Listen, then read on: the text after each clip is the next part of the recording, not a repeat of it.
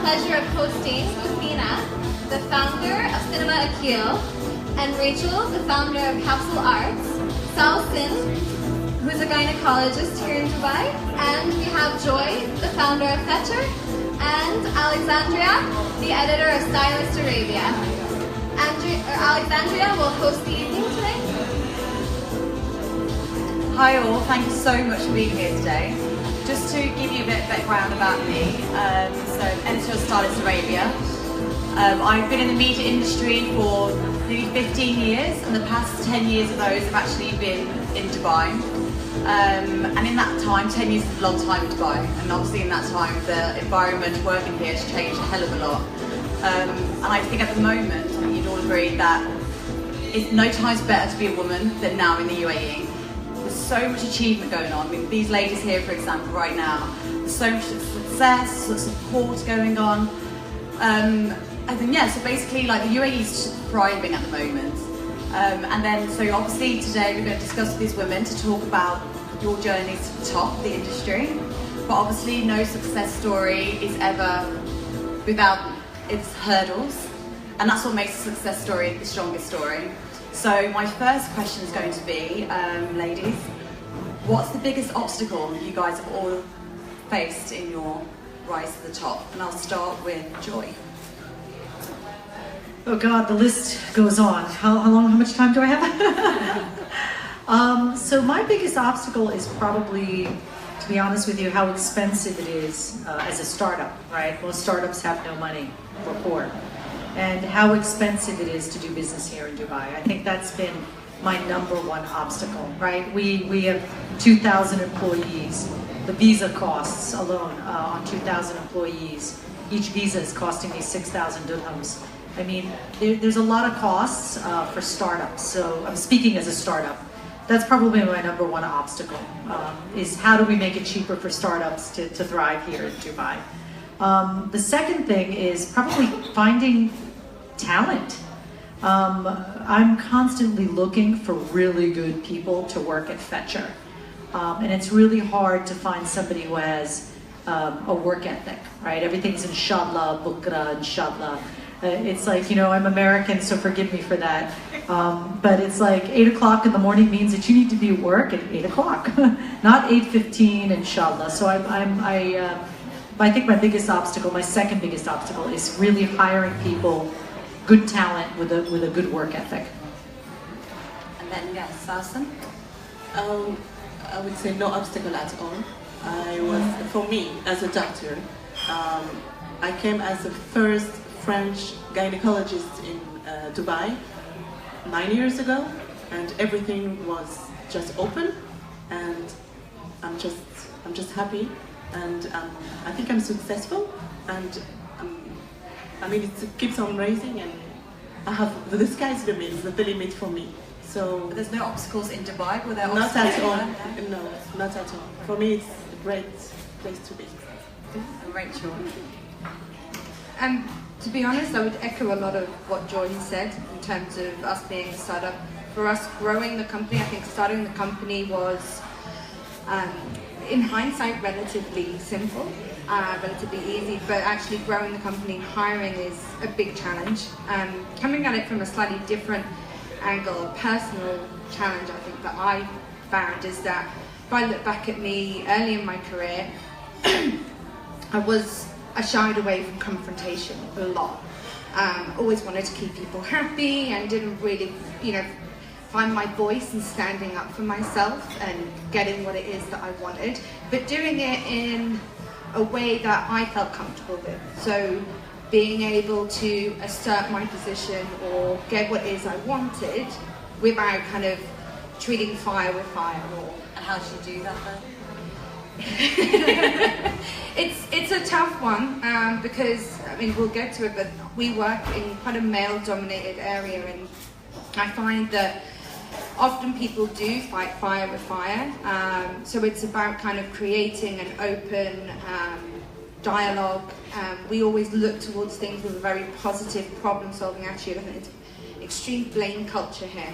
And you can waste an hour in an argument where everyone's blaming everyone, but it actually takes, someone to stand up and say, okay, let's look at how we solve the problem. And that's kind of the way I like to approach things. We were just talking about star signs. I'm an earth sign. Maybe that's just part of me, who I am. But that for me, I think, was a personal struggle, kind of learning how I can deal with confrontation without causing it further. Butheina. Well, from a work perspective, I mean, I think I always joke that starting an independent art house cinema here is a bit of a suicide mission.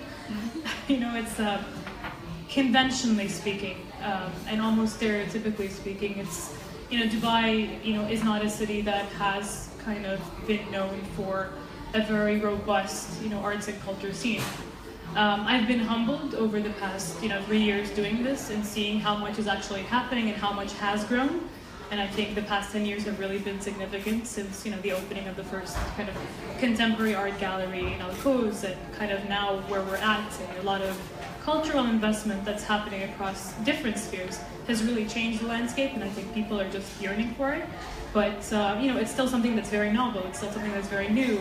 And, you know, having the policies and the infrastructure, the support system, and the audience base, and growing that and allowing us to really move quickly, you know, opening a cinema in Al-Quds, you know, is something that is not without its challenges, and we've had to really push and you know, revisit a lot of the policies and the legislative components that are in place that don't have kind of, you know, independent startup and cultural enterprise built into the system. So we've had to kind of, you know, really redefine a lot of the way that things are done here.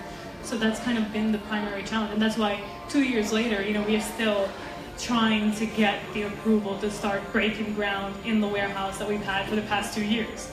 We're going to get there, you know, and that's why we've been around as a nomadic platform for the past 2 years. But yeah, I mean, it is something that's incredibly grueling and difficult to deal with. I mean, for you as well, you choose the films that you showcase in the cinemas, and everybody knows here, like, the cinemas, it is a sexist place.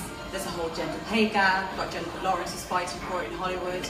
And then for you, do you ever feel that you might sway towards a female director more, or are you quite even in your approach and how you choose a film? Do you just go for the talent, or do you feel like, no, I want to show the female films off, like? I mean, I like to say that, you know, I like to think that I'm, you know, that I think film first and story first, and, you know, there's sort of the efficacy of the storytelling kind of capacity really takes precedence. But I definitely, I mean, as a you know, as a woman, a supporter of women, as a lover of women, as a feminist, you know, I do think that, you know, given the opportunity and given the platform or given the right kind of story, I will always try and include a female voice, and always try to, and not just as affirmative action, you know, as actual legitimate, important, significant part of the conversation. So yeah, it definitely plays a part in every single program that I do. And then and a lot of times women do it better, so. Most times. Not sometimes, most times. And then the next question leads on to this then. Being a woman, does that ever held you back in your career? Has there any been issues where you felt like being a woman's made it harder? Where do we start with that, right? I mean, it's an entire world that's kind of, you know, rigged against, you know, the idea that women, you know, live and exist and are and have opinions, and, you know, and on all fronts, you know. So yes, I mean, you know, whether it's policies, whether it's the way you look, whether it's being told what to do, whether it's being told how to act, whether it's being, you know, being told how to speak and how to, you know, don't hunch your shoulders, or, you know, don't wear red lipstick, or don't do this and act like a man and do all these things. I mean, where do you start, you know? So yes, you know, these are challenges, but yet she persists. Yeah. And then, yeah. Rachel, so in your industry, a lot of the work you do, you've been pitching against other clients, and then a lot of times, I mean, in your partner, you're both female, so I'm guessing that kind of works against you sometimes, unfortunately. It does. I don't think we've ever let it beat us, which is the good thing. But I was just explaining to some of the women on the panel earlier that I actually, we had a situation with a client before where, just as we were being appointed, actually said to each other, we had some reservations about appointing you, and you know, we're always keen for feedback, so we're asked for the feedback, and their feedback was, you know, you and Deepa are two young female women. We weren't sure if you were strong enough to handle the project. We were awarded the project, and we were strong enough to handle it, but I must say, it's been challenging, but it hasn't stopped us. It hasn't prevented us from getting projects, because hopefully, you know, the work that we do speaks for itself. And actually, it's took some of the people in leadership roles that have actually, you know, said, we want to support you and we want you to do the job. We actually had a client just the other week say, you know, that they had other people going for the job, but they wanted to support Deepa and I with our business, and they wanted to give the job to us. So it takes, I think, a lot of the time, unfortunately, at the moment, a lot of the people in leadership roles are still men, but the support coming from them, I think, is absolutely vital. Unfortunately, we're still at the head. Mercy. We're getting there though. And then starting in your career in medicine, that is a very male-dominated industry. And then obviously gynecology as well, that's quite an area, especially in the Middle East, where people, you know, a bit more shy to talk about or go to see the doctor about. So then obviously, for me personally, having a female gynecologist works to my advantage. But how has it affected you? Look, there are two fields in gynecology. You have obstetrics, giving birth and following pregnant ladies, and delivering these ladies, and you have surgery. If you want to be a surgeon, you have to be a man, because they trust men for surgeons as a surgeon. So if you want to be handled correctly, and you know what I mean, if you want to have a heavy surgery, you know women think that men can make it and not women. Women are good enough just for obstetrics. In my career, I had obstacles. When you want to be a surgeon, you have to be from 7 a.m. to 10 p.m. in the hospital. But I had kids during my career, my fellowship. So I was not able to be from 7 a.m. to 10 p.m. in the hospital every single day. So I had to give up this field. So you're not considered as a real doctor if you're not a surgeon when you're a gynecologist. But as a woman and as a gynecologist, you can bring so much more than just techniques. You know, you can talk to women, you understand women, you can share secrets, you can let them open their hearts to you. And this is what, for me, is more important. People. I think in your field of work, men will never be able to do the personal connection. Absolutely. And that's the most important thing, and that's one thing men will never be able to have when it comes to absolutely your field. Yeah. And then obviously it's just a story. I have so many stories to tell you. I'm just one more thing. We are live. Yeah, sorry. No, sorry. I just don't want you to say No, it's not true. It's not true. It's just something that a nurse told me this morning, and I just needed to share it with you. She told me, doctor, in the morning you are a doctor, in the afternoon you are a mom, and in the evening you are a wife. And I told her, I swear it's a true story. It happened today. And I told her, so when are we just women for ourselves? This is a big question.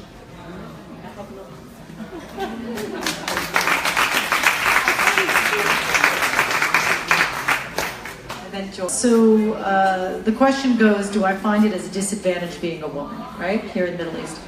And surprisingly, coming from Silicon Valley, California, I find it a huge advantage to be a woman in the Middle East. It has been a huge advantage for me, and I'll tell you why. My biggest business is in Saudi Arabia, and I deal with a lot of men who are religious and conservative, and when I come into the room, I respect their beliefs, so I don't shake their hands, as many of you know. I respect their views and their religious background. But what's interesting is that when my partner, who is a man, goes to negotiate, I notice that when there's a man behind the table, and I'm in a male-dominated industry, right? I'm in shipping, guys. Fetchr is a shipping company. So when there's a man across the table dealing with another man and they're negotiating, right? It's ego. I've seen it. It's unbelievable. The guy is like, we're only paying this. And, you know, my partner who's a man, I just look at him and I go, can you leave this to me? Because there's no ego with a woman, right? So I use that to my advantage every single time when I'm negotiating with a man, because in the Middle East, they see you as a woman and they immediately they're like, okay. You know? So I use it as my advantage. I do all the negotiating at Fetchr. Joy is the negotiator at Fetchr, because there's no man ego to man ego. And it's interesting because in the Middle East, you can see it. I mean, I see it at the table. I said this, and inshallah, that's it. This is my word. I will not allow you. And I see this energy between two men. And then I come in and I'm like, look, we just can't do this. And I feel that my energy as a female immediately gets the guy to go, okay. I can feel it. And so I'm a much better negotiator when it comes to men. And I use that as an advantage, where in the United States, where I'm from, that would not work. I have an energy that's masculine. I think you guys can see that by me talking. I conduct myself very seriously, and I don't use any of my femininity. So I walk into the room and I'm like, you better take me seriously. I don't flirt. I don't smile. I don't flip my hair. I come in. I don't show any cleavage. I don't wear any short skirts. I'm not super conservative. I'm me, as you see me today. But my energy is like, you better take me seriously, because I'm here to negotiate. And I believe that women in the Middle East, I believe, again, it's my belief, you need to take that off the table. Because if you conduct yourself in that manner, I guarantee you they will treat you in that manner, and you will not get what you want. It'll work the opposite. You won't get what you want. You'll get a guy who wants to ask you out to dinner, but you won't get the deal on the table. So my advice is look decent. Look, if you're a beautiful woman, you're a beautiful woman. You don't need to go the extra mile to attract. Be yourself. That's attractive. Be confident. That's attractive. And I've used that to my advantage.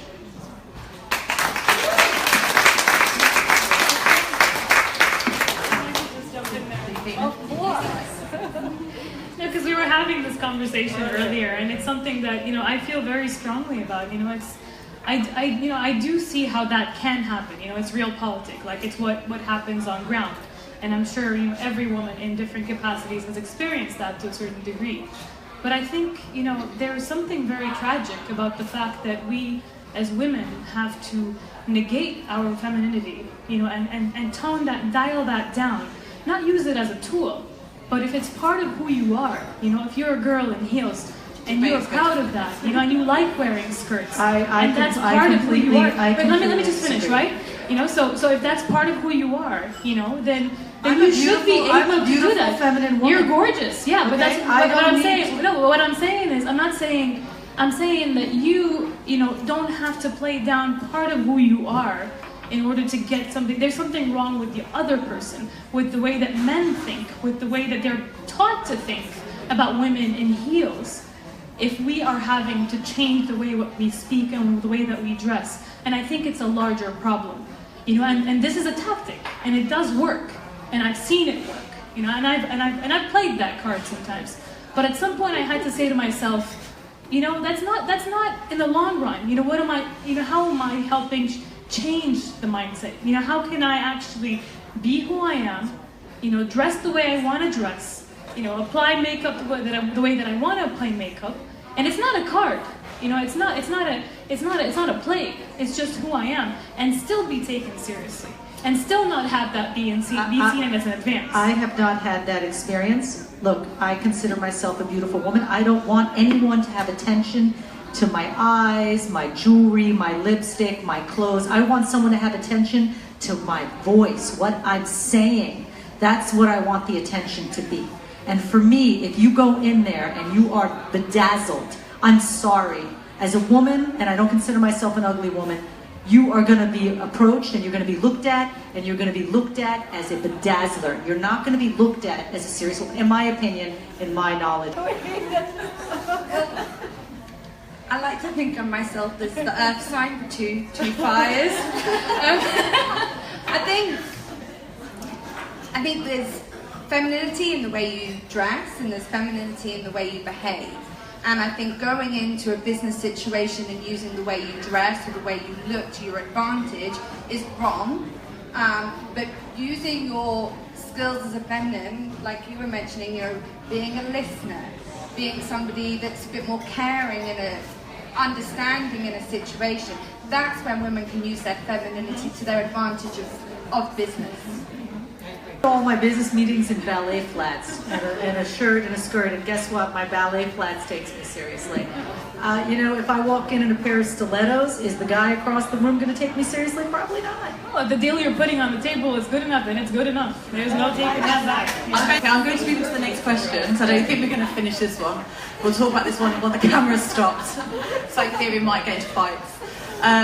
It kind of leads on nicely, actually. So the UN initiative for International Women's Day is 50-50 equality by 2030.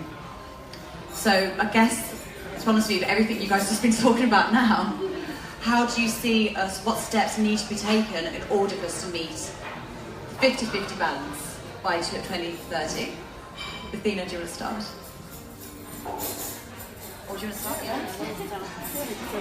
I think that we need to educate our kids. I have 3 boys, and every single day I tell them it's okay to cry, it's okay to be weak, it's okay to be strong, to be confident. And the other day my kid came, he's 10, and he told me, the first one at the race was a girl. I said, and then what? She was a girl, she was stronger than you, she was stronger than the others, good for her. You need to know that we can make it. We can be stronger than men, than boys, and you have to learn that it's okay. And he was like, oh yeah, okay, so next time I will train more, and I will be the first one at the race. This is how we need to educate our kids, to let them know that we are not better than men, they are not better than us, we're just equal. The problem is that why are we even trying to convince them that we are equal? So for our generation, I think it's too late. It's the next generation, and it's the way we raise our kids. This is it. Yeah.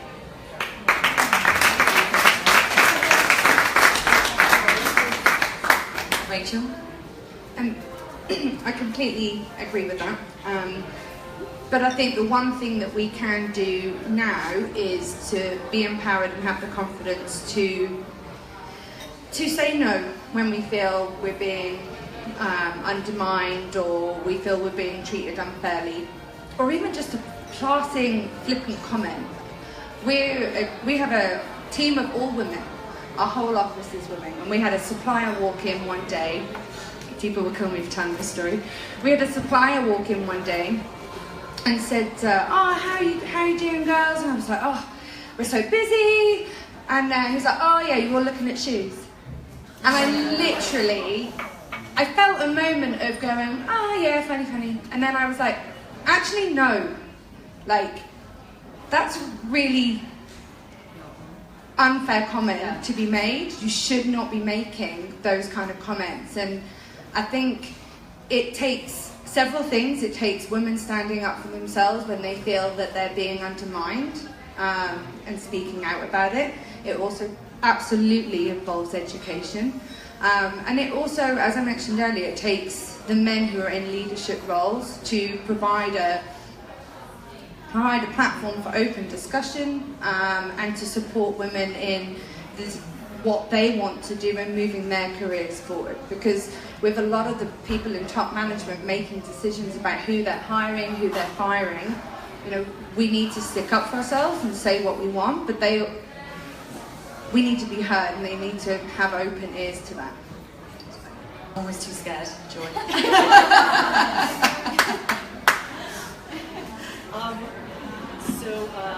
Yeah, I'm known for being a little controversial. So basically the question is what we can do to even the playing field? Yeah, then what steps do you think need to be taken in order for men and women to be literally on the same level? Yeah, 50-50.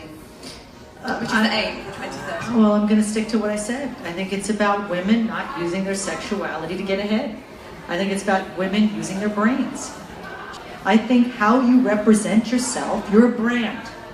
I'm a brand. I'm Fetchr. How I represent myself is how somebody is gonna look at me. So I don't see a problem. So you've never encountered sexism at all? Never. Not in Dubai. I have not. I'm being honest with you. In the United States, I have, but here in Dubai, I have not. So United States then, like how would you react differently? What would you think in the United States? Here then you think 50-50 is more achievable in the UAE, but in the US, what would need to be done in the US in order to achieve the equal balance? I don't know. I mean, I wish I had a straightforward answer for you. I don't want to sit here and chit-chat. I don't have an answer for you on this.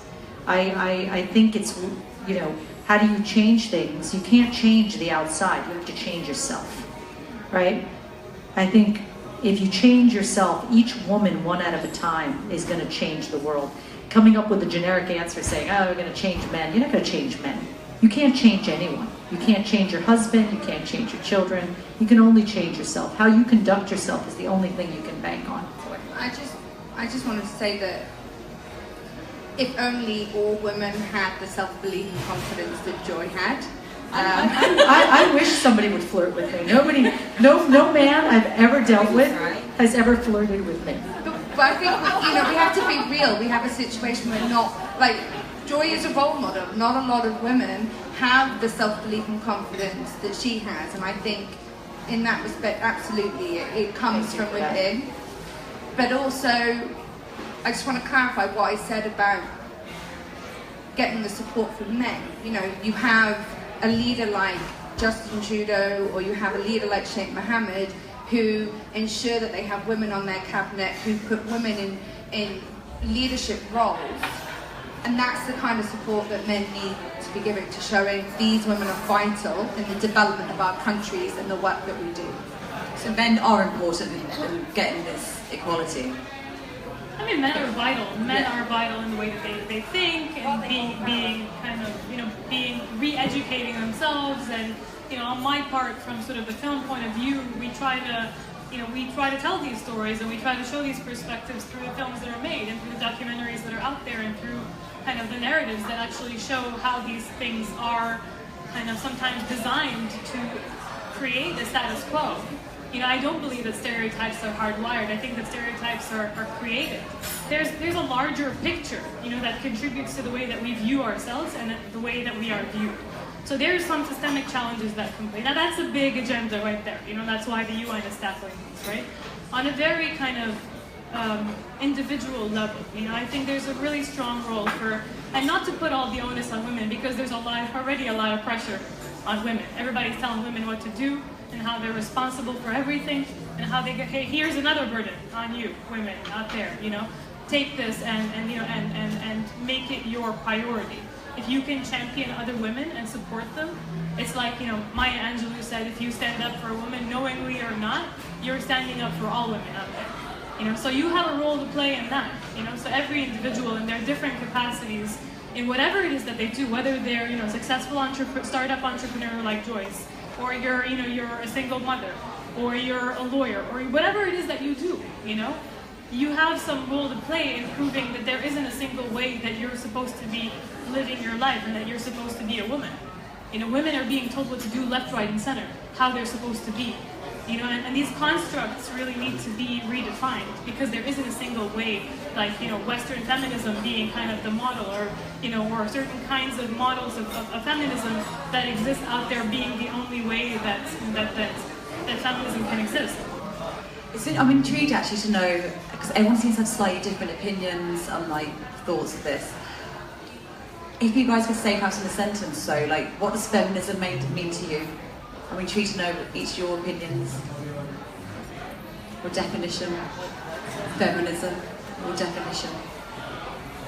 I mean, fundamentally, feminism to me means that women are just as equal, as capable, as smart, as, able, as strong, as, everything as men, and to be treated as such, and to be, to be thought of as such. I mean, that's just kind of the very, very bare bones idea of it. I mean, it's a much more complex thing, and I can go into it, but I know you said a sentence, so. Yeah.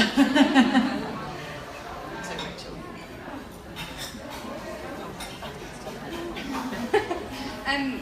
I go from simple. I think for me, feminism is a word. To me, feminism means empowerment. To me, that's the act of feminism. Because I don't find that I'm not a feminist who's an activist.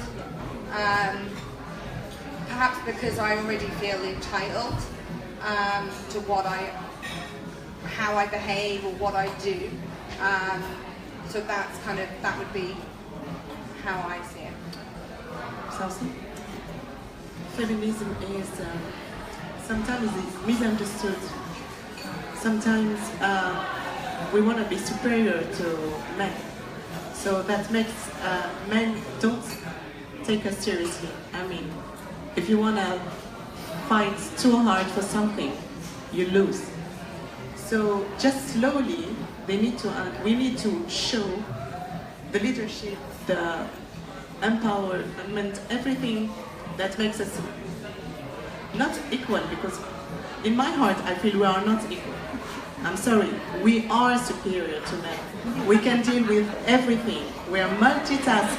We can deal with a lot of things. We can deal with kids and work and cooking and supermarket and everything. Why they can do only one thing, just work, and they are supposed to bring the money to the house. So feminism is not enough. Is a weak word. We are superior, and it's high time we stand up for what we deserve. I can see you shaking your head. Guys. I wish we'd stop with this word feminism. Seriously, I want to vomit when I hear it. Guys, it's not about being feminism and all that. It's about self-worth, guys. It's about self-worth. It's about being a woman who knows that she deserves better. That's what feminism means to me, babe. If you truly know that you deserve better and you have self-worth, to me, that's what feminism means. It means that you're a woman who knows what she deserves, period. And then the final question, and then we're going to open it out to everybody else, is life lessons. What's the greatest life lesson you've learned? You sure you want to hear mine? Okay, ladies, for everybody who's out there, please, okay? I'm older than everybody here, okay, and I've seen a lot more than life. Guys, my number one life lesson is do not rely on a man for your future, your happiness, your financial stability, and your life. Rely on yourself. Ladies, I say this from the heart. I mean this.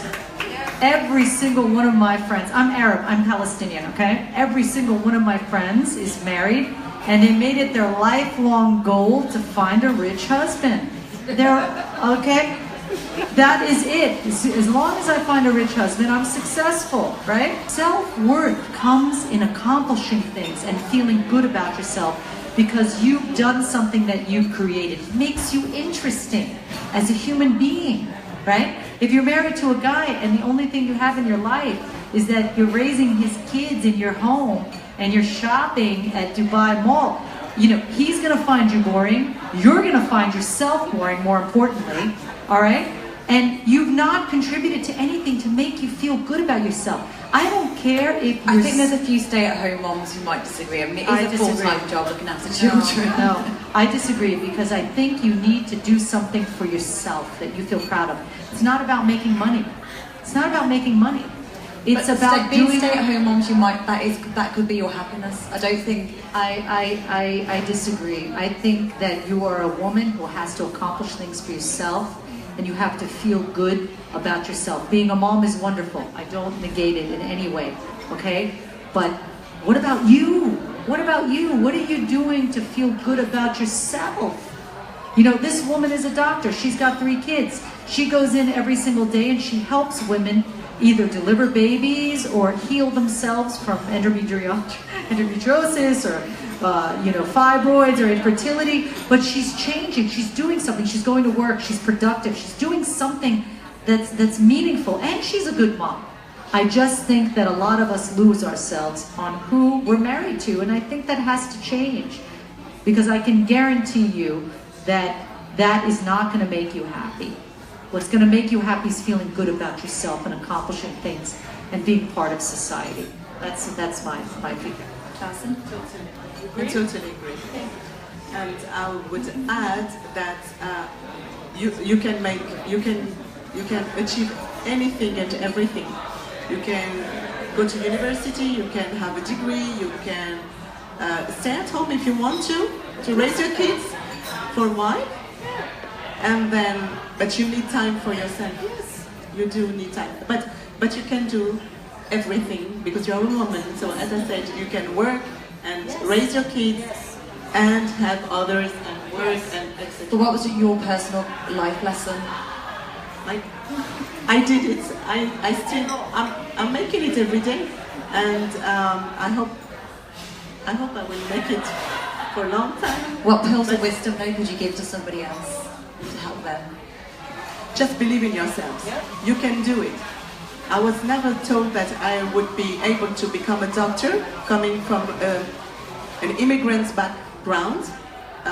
My parents immigrated in the early 70s to France from Tunisia. We were poor, and I was given the opportunity to go to university because universities are free in France, and I'm thankful. But I always believed in myself, and at 7 years old I told my mom I want to be a doctor. 7. And you're right when you say that we need to do something for ourselves, and I always believed in it, and I did it. And I know anybody can do anything. You just have to believe in yourself. If you don't believe in yourself, it's over. And as a woman, you have the power. Well, we have more power than men to achieve our dreams. Rachel? It's similar threads, quite honestly.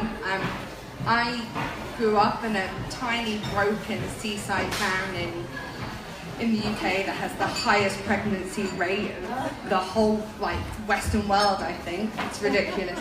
And I was there and said I want to go to art school, and everyone went, "What are you going to do with that?" And I remember I've had numerous conversations with people. I had one particular conversation with my stepbrother, and he was like, "Well, what do you want to do?" And I was like, I want to work in the art world, and I want to make a living doing art. And he was like, "Well, that's never going to happen. Why are you bothering?" And I somehow, at 16, had that self-belief that, well, somebody's got to do that job. So who says it can't be me? And I tell it to my nieces and my nephews, anyone at that town that will listen. But I faced it repeatedly, and I don't know what it is, particularly my family, maybe just getting completely beaten back that you won't make it, or why are you going to do that? I had a very close auntie say to me, "Oh, well, you were really lucky to get that job, weren't you?" And I was like, "No, I worked really hard to get that job. That's why I've got that." And it comes down to that self-belief, and it comes down to that questioning the norm. If it's what you want to do, believe in yourself, because like I say, someone's got to do that job. Nobody says it can't be you if you're willing to put the time and the effort and work in. Look, it's only women that can do this, I gotta say. We can have different opinions, we could disagree wholeheartedly, but we can find a way to come together, to come to some kind of agreement, to some kind of unison. And in this case, I gotta say, this is true. It is about finding who you are. It's about believing that person. It's about building the strongest, most resilient filter that you can muster because you're going to hear a lot of things. A lot of people are going to tell you what to do, how to be, whether as a woman or as, you know, whatever, you know, skin color you are, or as a, you know, as a, whatever your faith is, or what you look like, or whatever. All these different things are gonna play some role in the way that people expect you to behave. You know, and you gotta, or even your socioeconomic class. I mean, a lot of these different things are going to try and define you and put you in a box. Whether it's, you know, is telling you that your self-worth is, you know, staying at home with 6 kids and that's your only kind of pursuit of happiness, you know, or it's becoming a doctor, or or behaving a certain way, or becoming a CEO, or following your dreams and going and eat, pray, love. Like, there's a lot of different ways that you're going to be told how to be. And I think you got to figure out a way to cut through all that noise. And I think that's the only, I mean, look, I'm still learning, you know, and I really take, you know, I have to be humble about this, because, you know, your opinions and your thoughts of these things, I'm not here to relay any kind of wisdom, you know, I'm here to share what at least has got me through whatever challenges I've faced doing what I'm doing, you know.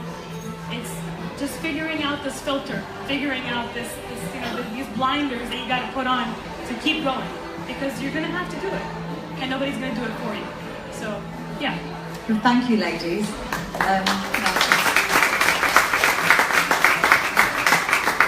Thank you, everyone, for joining us tonight.